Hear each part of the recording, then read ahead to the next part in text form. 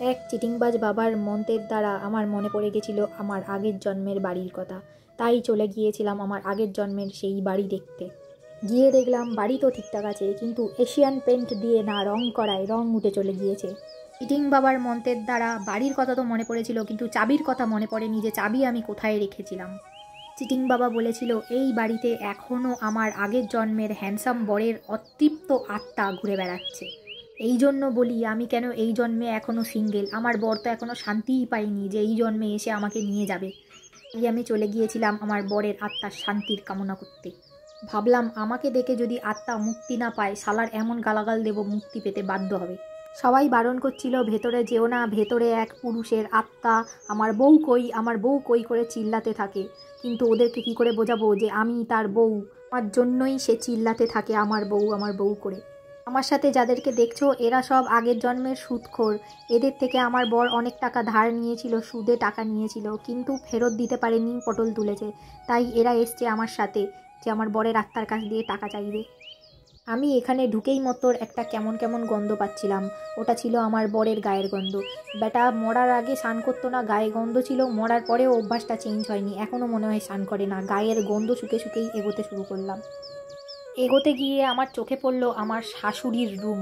শাশুড়ি আগের জন্মেই ডেঞ্জারাস মহিলা ছিল, মরে তো আরও ডেঞ্জারাস হবে। ওই জন্য ইগনোর মেরে ওখান থেকে পালানো শুরু করলাম।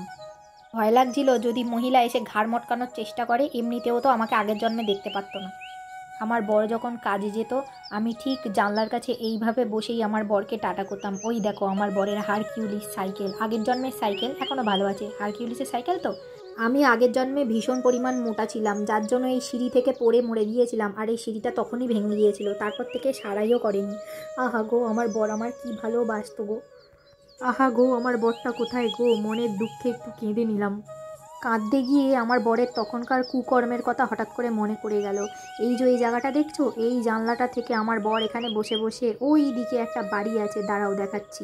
এই যে এই বাড়ির জানলাতে একটা বৌদি বসে থাকতো, সেই বৌদির দিকে তাকিয়ে থাকতো।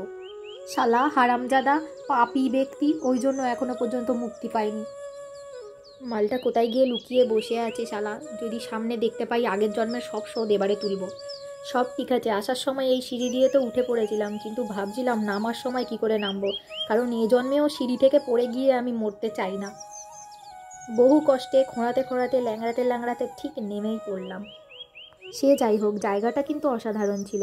মনে মনে একটু ভয় লাগছিল যে শাশুড়ি মা এসে ঠেলে ফেলে দেবে কিনা তাই ভেবে, কিন্তু তারপরেও ফু দিয়ে বুক ফুলিয়ে রেখে একটু একা একা ওপরে দাঁড়িয়ে ফটোশ্যুট করেই নিলাম।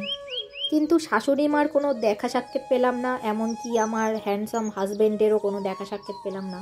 মনে হচ্ছিল আশেপাশে ঘুরছিল, কারণ গায়ের দুর্গন্ধ পাচ্ছিলাম, কিন্তু দেখতে পেলাম না। ভেবেছিলাম ব্যাটার যদি দেখতে পাই একেবারে মেরে পিটে মুক্তি পাইয়ে নিতাম।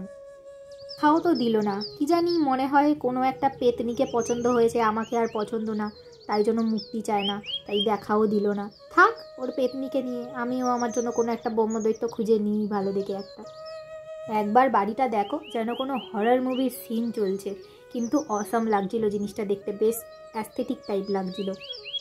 আমি আমার বরকে খুঁজে পাইনি। আমার যতটা না মন খারাপ লাগছিল, তার থেকে বেশি মন খারাপ তো এই সুদখোরগুলো করছিল, কারণ ওরা আমার বরের কাছ দিয়ে টাকা চাইতে এসেছিল। ওরা ভেবেছিল যদি এখানে কোনো খাজানা থেকে থাকে তাহলে টাকাগুলো উসুল করে নেবে, কিন্তু ওরা তো পেলো না কিছুই। তাই ওরা বলছিল তোমার বর টাকা নিয়েছিল, তুমি আমাদের টাকা ফেরত দাও। মন ভালো করার জন্য সামনে একটা পার্ক ছিল, সেই পার্কে গিয়ে দেখলাম এখানে কিছু চাঙ্গো পাঙ্গোর দল এখানে খেলা করছে। তারা আমার ক্যামেরা দেখে বেশ মজা করছে, দেখে ওদেরকেও একটু রেকর্ড করে নিলাম। দেখো ওরা কিন্তু খুব মজা করছে। আর কেন জানি না বাচ্চাদের দেখলে আমার ভেতরের বাচ্চাও বেরিয়ে আসে, আমিও ওদের সাথে বদমাশি করতে শুরু করে দিই। এই দেখো ওদের সাথে আমরা একটু সেলফি নেওয়ার চেষ্টা করছিলাম, কিন্তু ওরা তো এক জায়গায় দাঁড়ায় না যে সেলফি নেবো, কেউ নড়া কম করে না, দেখো নড়েই যাচ্ছে। এই দেখো, আর ওই দিকে দেখো একটা মশা হাতিকে কোলে তোলার চেষ্টা করছে। এই কেমন? হ্যাঁ তুই ক্যামেরার মধ্যে ঢুকে যা। হ্যাঁ, আর এখানেই পুচকেটাকে দেখো। তো আপাতত ভিডিওটা এই পর্যন্ত। Tata, bye bye, see you, love you, হি হি হি হি হি।